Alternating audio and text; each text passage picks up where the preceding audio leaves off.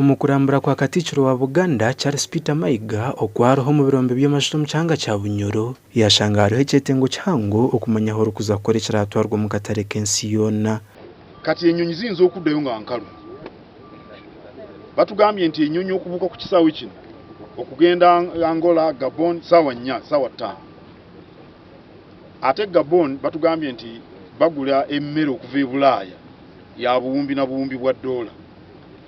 Kyetulina okukola era wano nkowola gavumenti ndowooza minisitule ekola ku busuubuzi n'obulimi balabe emmere eyinza okutwalibwa mu Angola ne mu Gabon.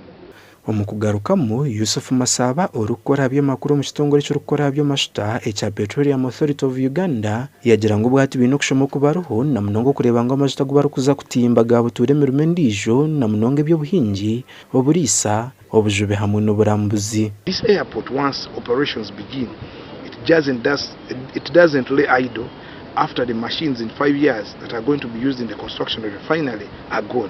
But it can be able to be used in the export and promotion of export, especially in agriculture and then promotion of tourism. Katikiro yajumerera barukuhandika ebigambo bibahamirimo yo kutimba amashita obwaro kugira ngo nebishuba. Okubiri sinakulaba nnyo bibira bigenda kusanyizibwawo olw'omudumu ebiba byogerera nnyo ku mudumu.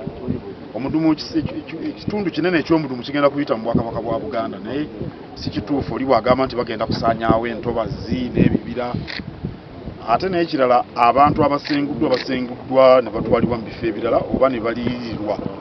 Even the airport itself is not yet complete. That's 1. 2, we believe that we shall maximally use it once the construction of the refinery begins. And we are foreseeing this starting either in 1 year or 2 years. So I think we are in time, and we believe that the report, once it's out, is going to guide us on how best to undertake these initiatives. Katikiro mu Bunyoro naija kumara ibiro bishatu omurutayo y'urutebekanisi Petroleum Authority of Uganda. Uganda bwateye pipe z'amajito kuzuma mu itaka ezuru kurenga billion 6 gasha kwamburozi n'wagaba katoto.